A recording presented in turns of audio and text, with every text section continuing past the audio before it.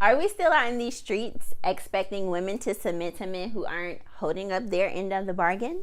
Let's talk about it today on the Prude's Guide to Intimacy. Like this? Intimacy. Yeah. What's up, people? Welcome back. Do it through a text message. You can do it through an email. And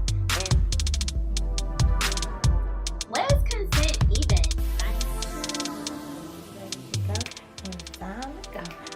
Ready to go.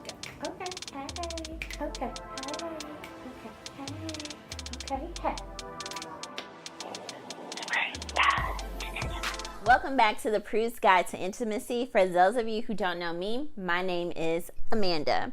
Make sure that you take the time to subscribe to my channel and sign up for notifications so that every Thursday when I post new videos, you're always ready to go.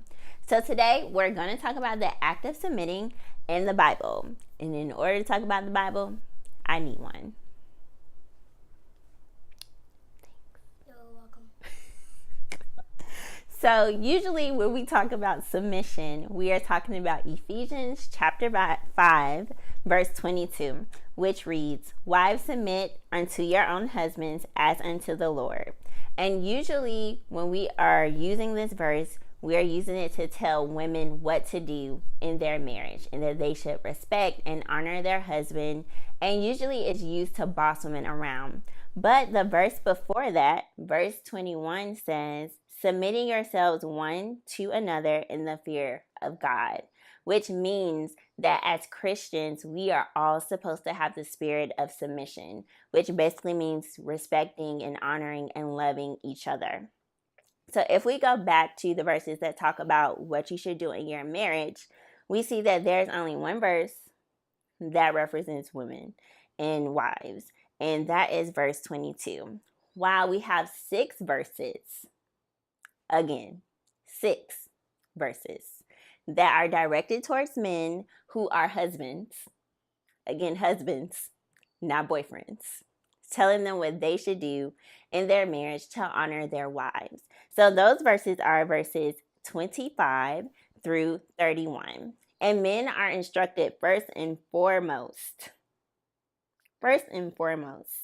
they are instructed to love their wives even as Christ also loved the church and gave himself for it. Christ died for the church. Will you die for her? Will you even sacrifice a little bit of your time and your money for her?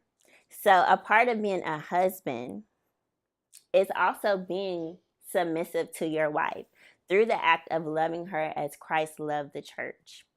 Also, men are instructed to love their wives as they love their own bodies. So not speaking down to your wife, not chastising her, monitoring what she eats, what she drinks, or even putting negative energy out there for her to absorb about herself. If you wouldn't do it to yourself, don't do it to your wife. And the last one that we always hear in church is, "A man leaves his father and mother and shall be joined unto his wife, and they shall two be one flesh." This means you leave your mama and your daddy's house to be joined with your wife in holy matrimony, right? So that means that you shouldn't be comparing your wife or even your husband to your parents, what your mom did or what your father did, because submitting means also committing to your household. And you can't submit and commit if you always at your mama and your daddy house. Okay? And also let us not forget, the act of submission is reserved for husbands and wives. So you can't expect somebody to do wife duties for you if you aren't doing husband duties for them. Also, I know a lot of y'all like to take the Bible out of content. A lot of y'all like to practice things and you don't know the meaning. So just remember that the act of submission is about loving and respecting your partner. But that's it for this episode of the Prude's Guide to Intimacy. Make sure that you subscribe and sign up for notifications, and I'll see you next week.